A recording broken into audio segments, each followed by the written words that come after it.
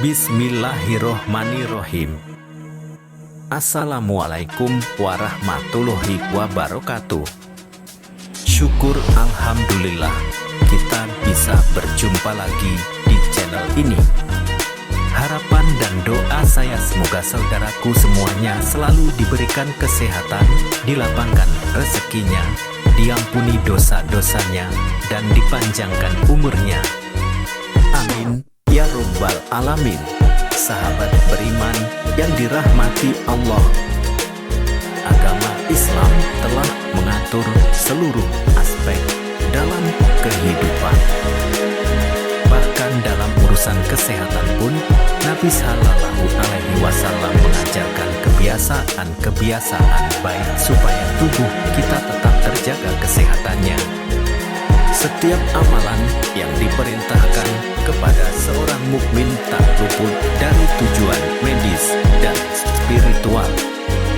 Begitu juga dengan sesuatu yang dilarang, sebenarnya juga demi menjaga diri manusia itu sendiri. Jika dikaji dengan penelitian ilmiah dan medis, ini menunjukkan bahwa Allah Subhanahu wa Ta'ala menunjukkan bentuk kasih sayangnya kepada kita agar kita sebagai manusia selalu menjaga diri dan tidak menyakiti tubuhnya sendiri. Akan tetapi, justru kita sebagai manusia kerap kali mengabaikan hal-hal yang menjadi kebiasaan buruk yang dilarang agama. Padahal, tidak hanya penyakit fisik, kebiasaan-kebiasaan ini juga akan menimbulkan munculnya penyakit hati. Sahabat beriman yang dirahmati Allah, apa saja kebiasaan yang sering kita lakukan tapi malah membawa penyakit bagi kita sendiri?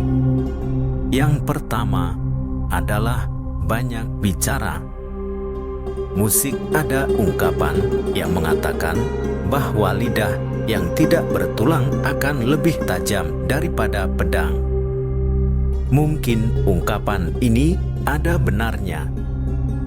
Bahkan kita bisa melihat sendiri berapa banyak permusuhan yang terjadi hanya karena ucapan yang dikeluarkan oleh lidah. Begitu juga dengan banyaknya peperangan, semua itu pun bisa terjadi hanya karena tidak menjaga lisan. Banyak bicara merupakan sikap berlebihan yang membawa dampak atau pengaruh besar dalam lingkungan. Dari Abu Hurairah radhiyallahu anhu berkata bahwa Rasulullah Shallallahu Alaihi Wasallam bersabda, barang siapa yang beriman kepada Allah dan hari akhir, hendaknya ia berkata yang baik atau diam. Hadits riwayat Bukhari dan Muslim. Rasulullah Shallallahu Alaihi Wasallam sangat mengkhawatirkan umatnya terkena bahaya lidah. Beliau selalu memperingatkan umatnya jika tidak mampu mengendalikan lidah, lebih baik kita diam. Hal ini semata-mata hanya untuk menjaga diri dari segala sesuatu yang merugikan.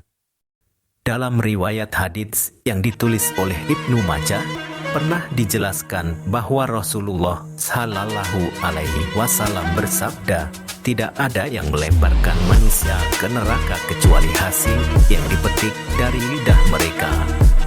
Hadis riwayat Ibnu Majah. Dari hadis tersebut bisa kita ambil kesimpulan lidah membawa dampak besar yang bisa menjerumuskan kita ke dalam jurang neraka. Naudzubillah. Abu Hatim bin Hibban rahimahullah mengatakan, di antara kesalahan paling besar yang dapat merusak kesehatan jiwa dan merusak kebagusan hati adalah banyak bicara. Walaupun perkataan tersebut boleh dibicarakan, seseorang tidak akan bisa memiliki sifat diam kecuali dengan meninggalkan perkataan yang boleh untuk dibicarakan.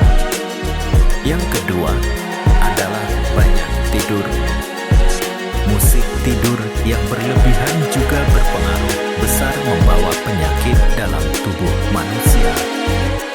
Hal ini sudah banyak diteliti oleh para ahli medis yang mengatakan bahwa terlalu banyak tidur bisa menyebabkan berbagai macam penyakit.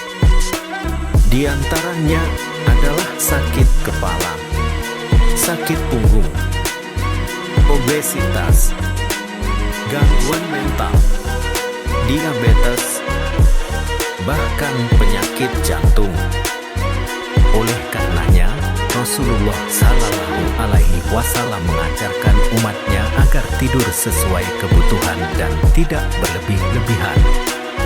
Allah Subhanahu wa Ta'ala berfirman, di dunia mereka sedikit sekali tidur di waktu malam dan selalu memohonkan ampunan di waktu pagi sebelum fajar.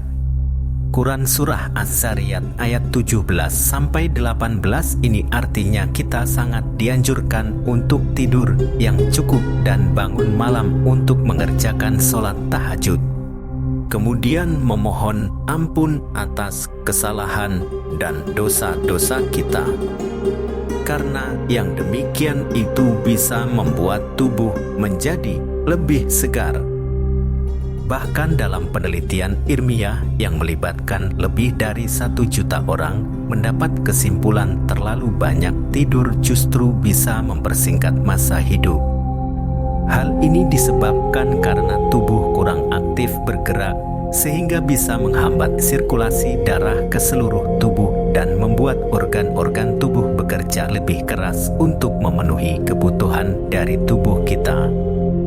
Allah Subhanahu wa Ta'ala sudah berfirman, "Hai orang-orang yang berselimut, bangunlah untuk sembahyang di malam hari, kecuali sedikit daripadanya, yaitu seperduanya atau kurangilah dari seperdua itu, sedikit atau lebih dari seperdua itu, dan bacalah Al-Quran itu dengan perlahan-lahan. Sesungguhnya kami akan menurunkan kepadamu perkataan yang berat. Sesungguhnya bangun di waktu malam adalah lebih tepat untuk khusyuk dan bacaan di waktu itu lebih berkesan. Sesungguhnya kamu pada siang hari mempunyai urusan yang panjang." Quran Surah Al-Muzammil ayat 1-7. Sepenggal dari ayat tersebut seolah-olah ingin mengatakan kepada kita, kurangilah tidur untuk mengerjakan sholat. Karena dengan bangun di waktu malam, kemudian mengerjakan sholat, membaca ayat suci Al-Quran, yang berarti ada aktivitas dari tubuh sehingga tubuh menjadi lebih segar dan itu baik bagi kesehatan kita.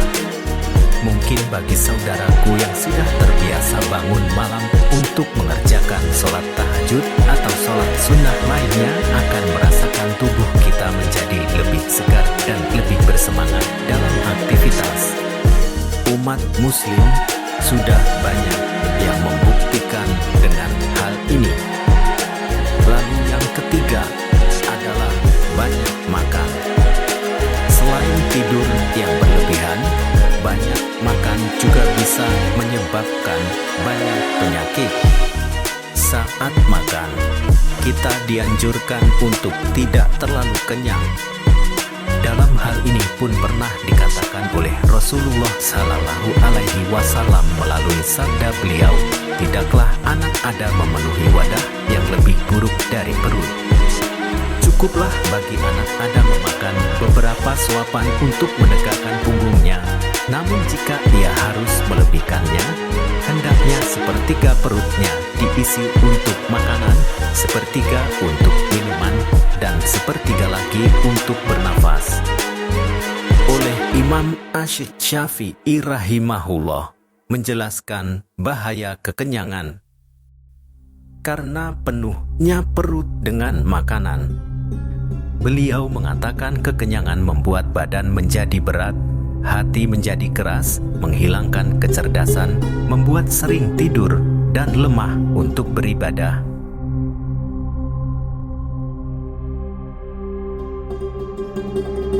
kemudian dipertegas oleh Allah Subhanahu wa Ta'ala dalam firman-Nya yang tertuang dalam Quran Surah Al-A'raf ayat 31, makan dan minumlah, dan janganlah berlebih-lebihan. Jika Allah Subhanahu wa Ta'ala sudah melarang makan dan minum yang berlebih-lebihan, itu artinya adalah ada dampak buruk yang akan ditimbulkan dari berlebih-lebihan dalam makan maupun minum. Dari segi medis, melalui penelitian ilmiah juga mengatakan bahwa makan yang berlebihan bisa menimbulkan berbagai macam penyakit, diantaranya adalah obesitas, kolesterol tinggi, mudah lupa, dan lain sebagainya. Oleh sebab itu, mari kita sama-sama mulai untuk menjaga kesehatan yang Allah titipkan kepada kita. Wallahu alam, semoga Allah Subhanahu wa Ta'ala selalu melimpahkan nikmat dan karunia-Nya kepada kita semua. Amin ya Rabbal alamin. Demikian yang bisa saya bagikan. Semoga bermanfaat untuk kita semua. Assalamualaikum warahmatullahi wabarakatuh.